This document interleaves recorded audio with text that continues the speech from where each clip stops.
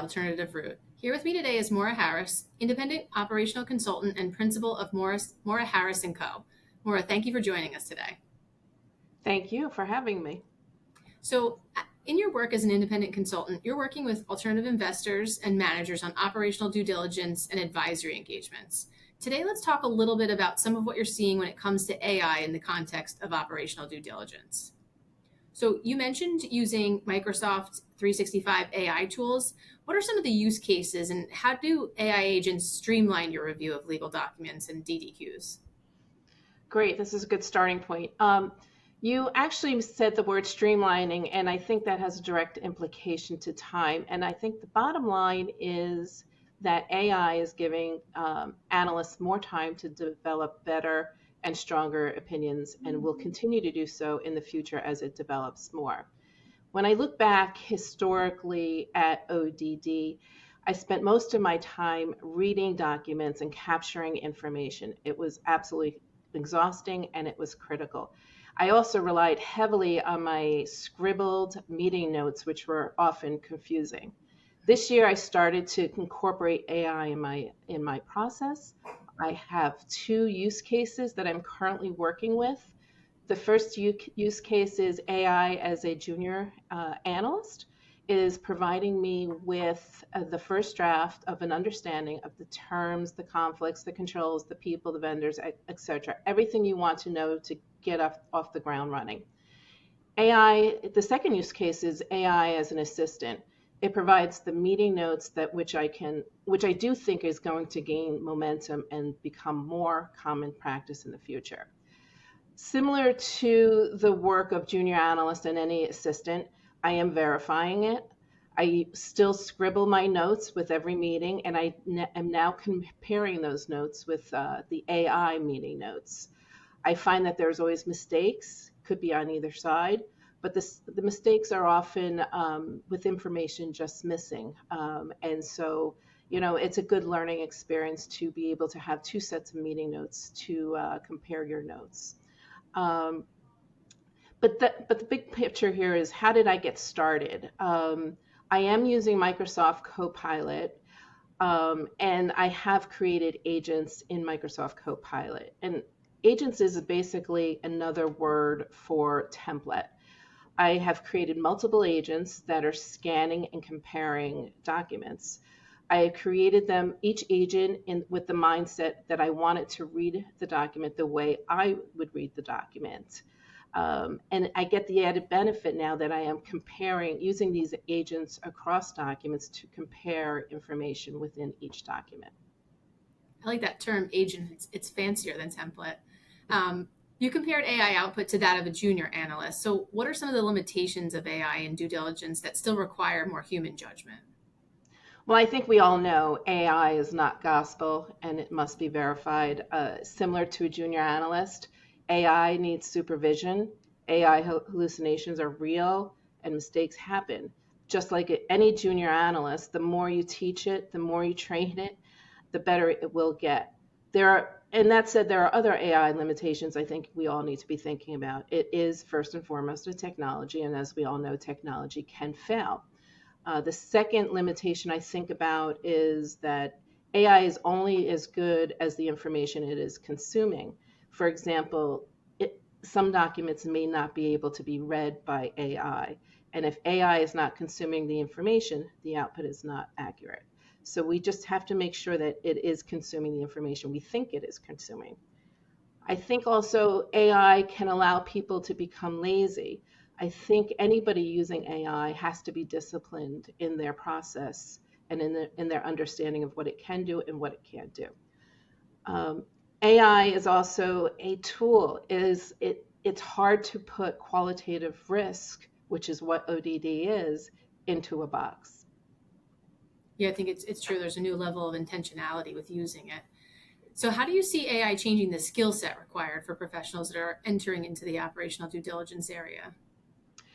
I think here I just want to be clear that ODD analysts are not entry level. They usually require 3 to 5 years of relevant work experience in accounting, operations, legal, administration, whatever it may be. But they do come with a level of experience. And I think AI is not going to change the bigger skill set required for ODD analysts tremendously.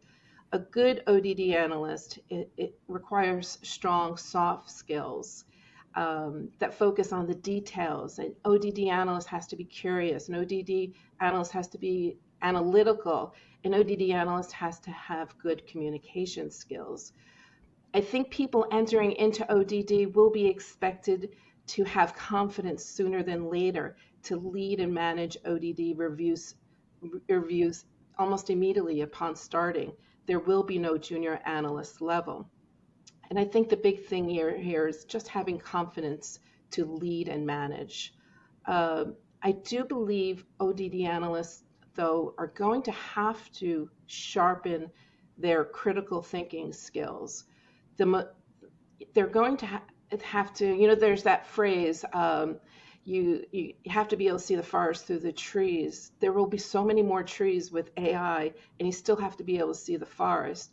There will be more details, more curious findings, and more analysis to be had. So you just have to be, aware that with more information, there's more critical thinking. And at the end of the day, analysts must still evaluate and analyze all the information, whether it's coming from the outside or whether you're generating it. They must be able to solve the problems and develop opinions. Makes sense. And shifting gears a little bit, so when you're evaluating a firm, does their use or possibly lack thereof AI influence your assessment of their operational maturity? Well, I think, the level of AI usage varies significantly across firms at this time. At this point, the response that if a COO says we're not using AI in our firm, that does actually raise an alarm with me. AI is easily accessible everywhere for employees. I mean, you can click on the AI mode on the Google search page. So it is out there, it is available, and I think firms have to admit that it is their employees have access to it.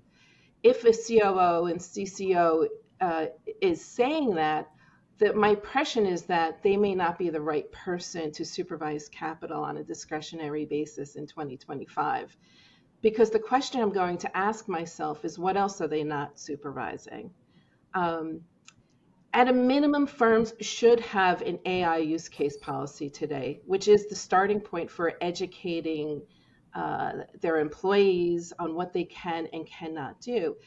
It is developed by talking to your team, asking them what AI tools in the market would benefit their job. AI policies also should be updated more frequently as the technology is evolving fast.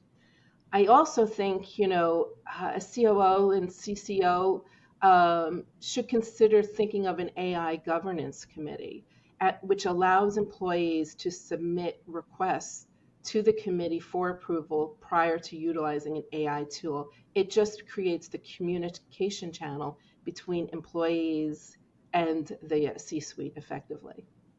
And it's continuing to move so quickly, so you have to be on top of it. What Correct. advice would you give to firms that are hesitant to adopt AI due to concerns about maybe data privacy or job displacement? Well, it's interesting. I listened to an AI panel yesterday, and one phrase really resonated with me, and I was like, "Oh, I'm going to use that for this webcast." And it is, technology is the worst today than it will ever be. So AI is here to stay. It will be used in the future, and I actually think job displacement will be greater for those who don't grow with AI than those who adopt AI. I also think data privacy is a real concern, but the risk did not develop with AI. I think strong governance education around data privacy are really important and should already be a part of the culture at the firm. So my advice is to anybody who is in the early stages of adopting AI, which is probably most people, start exploring it, incorporate it, develop it, start with a simple use case and grow from there. Maintain a list of potential use cases and slowly implement them as you gain confidence. Do not let your fear overadopt your ability. Uh, uh, do not let fear take over. And the most important point I think I really want to make today is because people are afraid of AI and the future of AI, and it's very understandable. And I do appreciate that point, and I think we all have some fear. Um, but in our industry, there is fiduciary liability, right?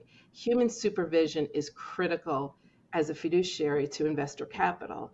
I think AI will change things. I don't think AI will become a fiduciary. And I also think AI will make people better and more informed for investment decisions going forward. Well, this has been super insightful and I appreciate your time. I certainly look forward to future discussions on how AI use in our industry is going to continue to evolve. Thank you for joining me today and stay tuned for our next episode of The Alternative Route. Thank you very much for having me.